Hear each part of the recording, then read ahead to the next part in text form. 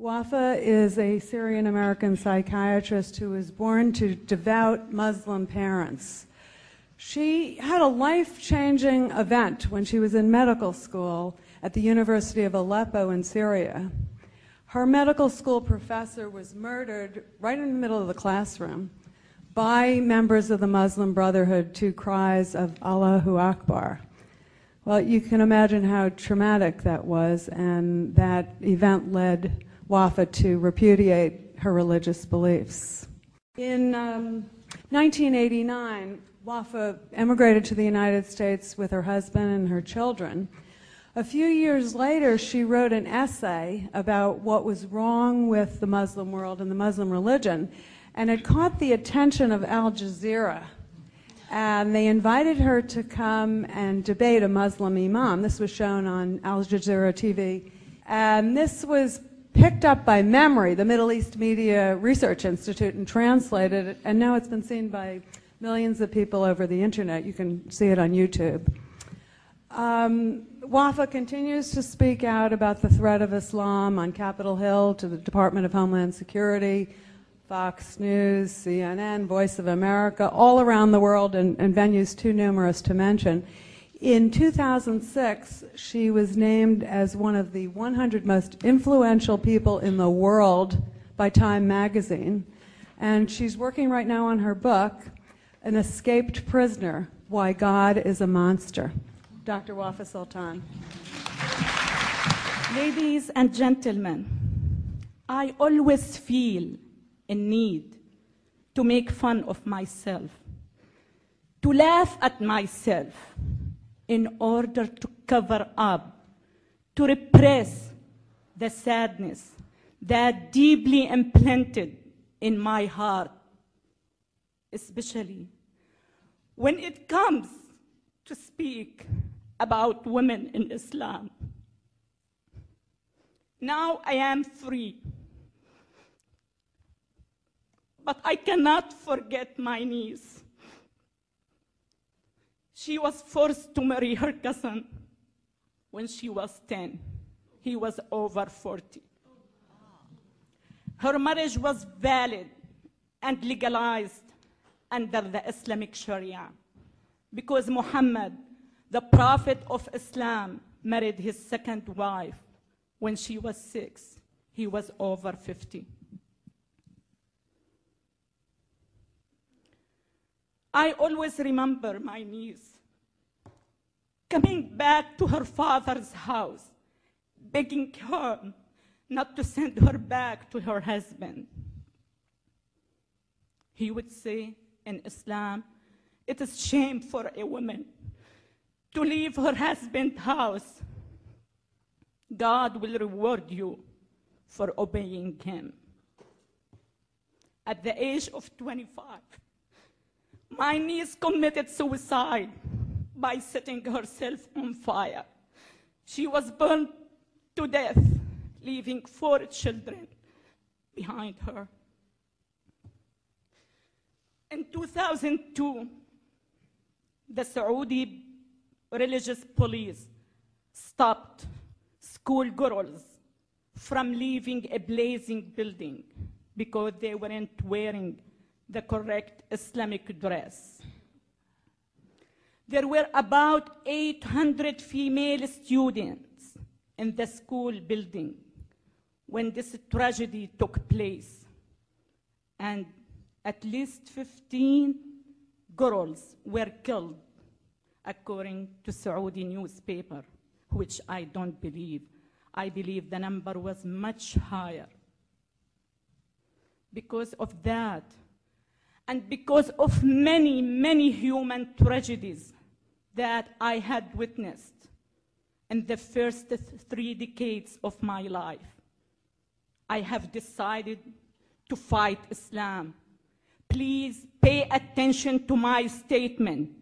To fight Islam, not the political Islam, not the militant Islam, not the radical Islam, not the Wahhabi Islam, but Islam itself. I truly believe that the West has invented these terms for the sake of being politically correct.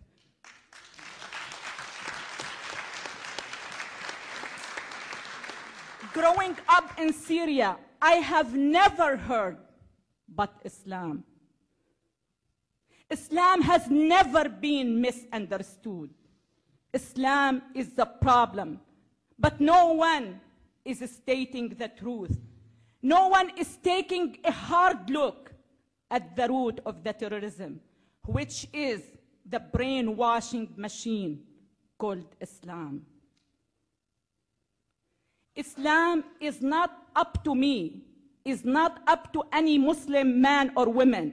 Islam is exactly what the Prophet Muhammad did and said. In order to understand Islam, you have to read the biography of Muhammad. It is very traumatizing. It is very shocking. He married his second wife when she was 6 years old. He was over 50. I just came back from France. I debated with a Muslim Pakistani woman. She was the Minister of Women in Pakistan. When I told this fact to my audience, she turned to me and she said, "It is a big lie." She was 9, not 6. It sounds like when a policeman stops you because you're driving over 100 miles per hour and you turn to him and say, "It is a big lie. I was driving 90 miles per hour, not 100 miles. She was 9, not 6. He married his second wife. She was his daughter-in-law.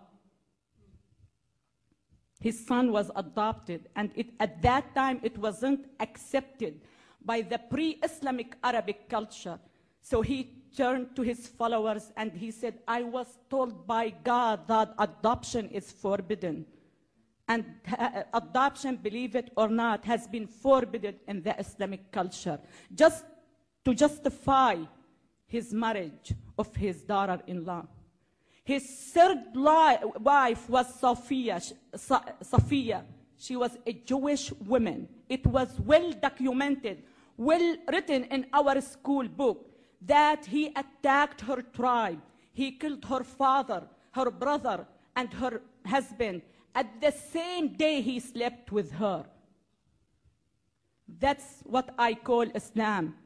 You need to know, you need to understand that Islam is the problem. I am sick and tired of people here in the West asking me to soften my message. I am sick and tired of people asking me, "Are you trying to change 1.3 billion people?" Yes, I am trying. Yes, I am.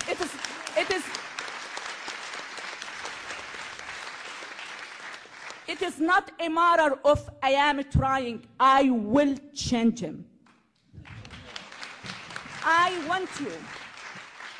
want you to know that the very first value I learned when I came to this great country, that you can do the impossible if you truly believe in yourself. I not only believe in myself, I believe in many million Muslim women like Nooni Darwish and Ayan Ali. And we are working hand in hand to change 1.3 billion Muslims. They have to realize that they have only 2 choices: to change or to be crushed.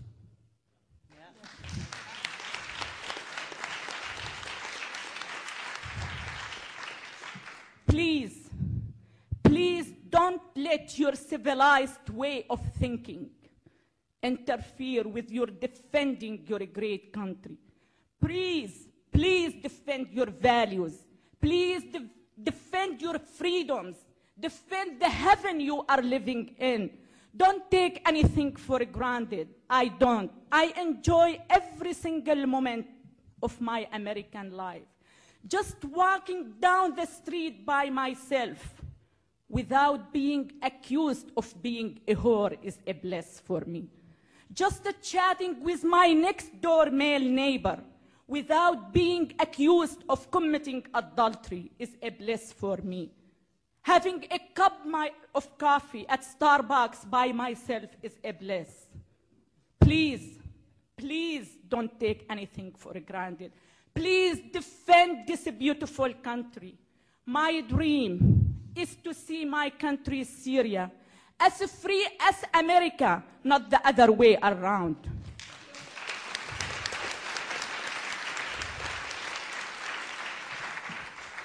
When I was in Syria, I cried a lot.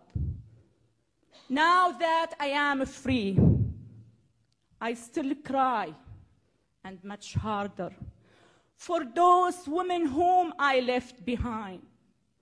My dream of one day, having all of them free, should be the dream of all humanity.